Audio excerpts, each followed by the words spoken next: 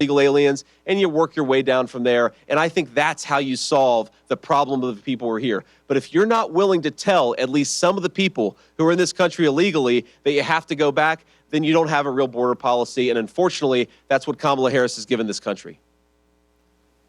Sir.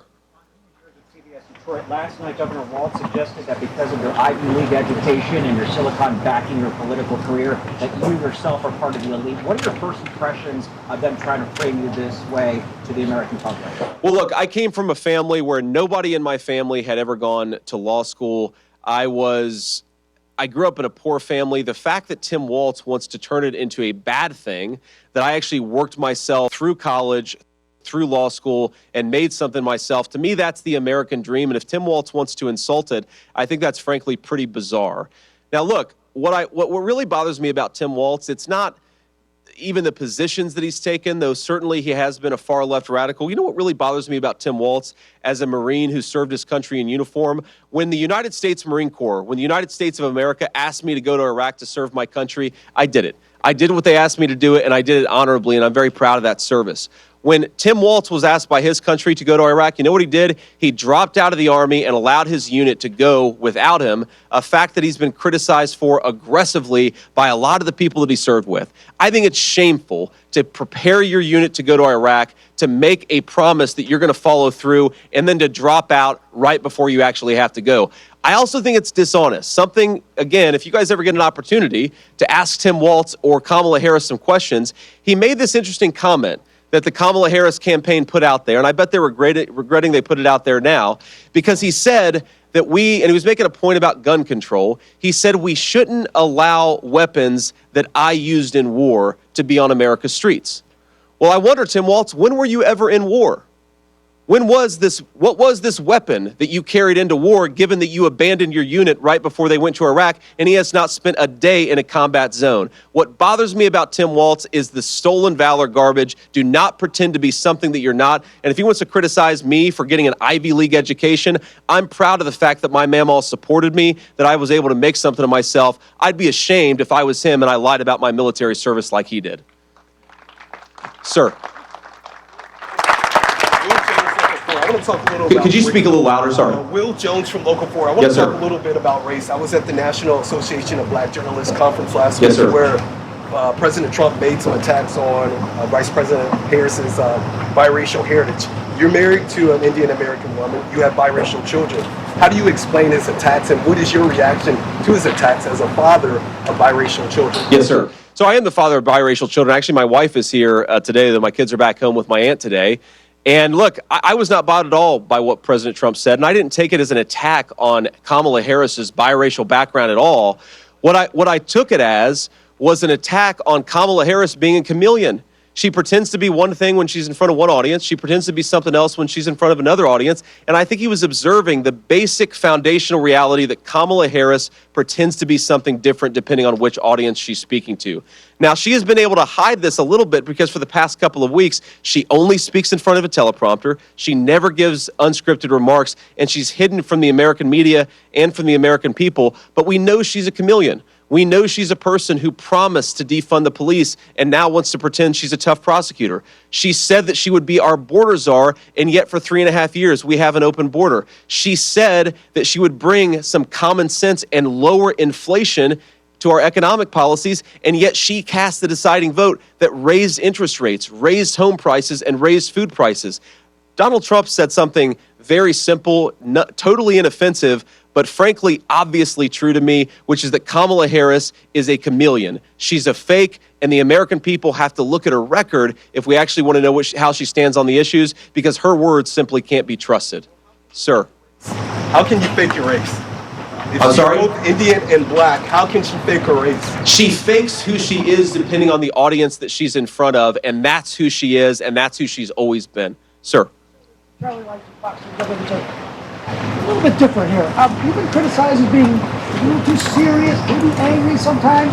What makes you smile? What makes you happy? Well, I smile at a lot of things, including bogus questions from the media, man. I mean, look, I think if you watch a full speech that I give, I actually am having a good time out here, and I'm enjoying this. But look, sometimes you got to take the good with the bad. And right now, I am angry about what Kamala Harris has done to this country and done to the American southern border. And I think that most people in our country, they can be happy-go-lucky sometimes, they can enjoy things sometimes, and they can turn on the news and recognize that what's going on in this country is a disgrace. And if what Kamala Harris has done at the southern border, and if what Kamala Harris has done to raise the price of groceries and housing, if that doesn't bother you, then I think that you don't have a pulse, right? And so, look, I think my message to the American people is very simple on this, that President Trump in particular has the best sense of humor of anybody I've ever seen in American politics.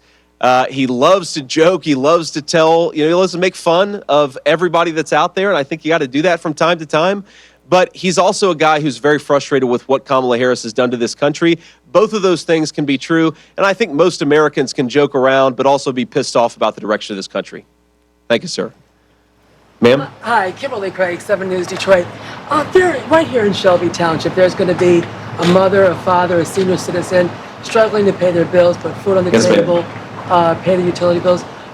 When you speak of the prosperity in a Trump administration, speaking to that person, what does that look like? Well, I think that, I'm 40 years old. I actually just had my 40th birthday, which I'm not too happy about. But I'm 40 years old, and for my entire life, there was this chart that had wages below corporate profits and below the size of government. And there was one 4-year period during my entire life where wages were actually going up, especially for people at the bottom and people at the middle. That was the 4 years when Donald Trump was president. And so my message to people who are struggling is, first of all, I know what it's like to struggle. My mamaw once negotiated with a Meals on Wheels person so that she could get more food from Meals on Wheels so that she could feed me and her. I certainly know what it's like to deal with skyrocketing grocery prices and skyrocketing rent. The solution to it is to give people higher paychecks. The solution to it is give people better take-home pay. The solution is to unleash American energy so that people aren't going to the grocery and seeing that eggs are 50% more than what they were a year and a half ago, right? You've got to bring down prices to give people basic prosperity. And the way you do that is really unleashing American energy, unleashing American farmers, and not spending like a drunken sailor, which is what Kamala Harris has done during her time in office. We really do know that it's the least of these. The Bible calls them the least of these who have suffered the most under Kamala Harris's affordability crisis. And President Trump and I, that is priority number one, is to make groceries and gas and rent more affordable for normal Americans. If you work hard and play by the rules, this very simple principle should apply. If you work hard and play by the rules, you should be able to live a good life in this country. And unfortunately, a lot of people right now are working hard and they're playing by the rules, but they can't afford groceries and they can't afford rent because of bad policy in Washington, D.C. We promise that we're going to change that. One last point I want to make on this, because I don't think that we talk in the media, we don't talk about it enough in politics, but housing is through the roof, and housing is destroying people's savings and their ability to put a good house, put a good roof over their kid's head. So here's the thing. Why is housing so expensive in this country? Housing is so expensive in this country for two reasons. Number one, Kamala Harris pursued policies that raised interest rates, which make mortgages unaffordable for normal Americans. That's number one. And number two, we have let in 20 million illegal aliens who are competing with American citizens for scarce housing. You do those two things and you see the rent crisis that you see in Michigan and Ohio and Pennsylvania. It is a disgrace. President Trump and I promise we will fix it. It's simple public policy. It's just got to be smarter, and it's got to look out for American citizens first. Sir? Colin Jackson, Michigan Public Radio Network. Michigan is a state that's going to be won on the margins. It's projected to be a close race. When former President Trump was in Detroit a few months back, he was talking to black voters. He was tried very hard to tie President Biden to the crime bill while taking credit for criminal justice reform. Right now, you're here in Shelby Township with a tough on crime, mass deportation message. Do you feel like that's going to land with voters of color that the campaign will need to win? Well, look, I think my message to voters of color is very similar to my message to voters everywhere in Michigan, which is we want to redeliver peace and prosperity, right? Voters of color really benefit when wages are rising. Voters of color really benefit when normal people can afford to buy a home, and we want to bring back some of those common sense policies. But if you look at the statistics, when you allow rioters to set fire to a city, or when the police are not empowered to do their job, it is very often voters of color that suffer disproportionately, right? It is voters of color who benefit the most from public safety, and I think that we have to get some common sense back. Now, that doesn't mean, of course, that we don't want police to have good relationship. Tough on crime does not mean tough on every single person who lives in a neighborhood with high crime. But when I talk to people in neighborhoods with high crime, often, not always, of course, voters of color, they actually love the police. They've got good relationships with the police. Of course, there are bad apples here and there, but most people recognize the police are there to keep them safe. And if we don't make it possible for the police to lock up the bad guys, the murderers, the armed robbers, then it is very often black voters, especially in the state of Michigan, who suffer the most. You know, one thing that really bothers me about the left's narrative on criminal justice reform and a lot of their attacks on police is, again, that it is very often black voters who suffer the most when the police aren't empowered to do their job. We have got to change this. There's an idea out there, I think, that Americans often forget that the worst violent criminals, right? It's a very small group of people who commit the most egregious and most often commit the worst violent crimes. Nobody, black, white, or anything else, wants us to do anything other than lock up the most violent criminals. You do that, and you empower the police to do that, you solve a whole host of the violent crime problem, and voters of color, I think, benefit from that as much as anybody. Sir. Senator Garrett Haake from NBC News. You have repeatedly suggested the only reason Kamala Harris didn't pick Josh Shapiro to be her running mate is because of his Jewish faith. Do you have any evidence to support that assertion that a person who's married to a Jewish man is somehow anti-Semitic or bowing to anti-Semites? Well, I reject the premise of the question. I did not say that was the only reason that Kamala Harris didn't choose Josh Shapiro. So you should, take a little less DNC talking points when you ask your questions and ask a real question.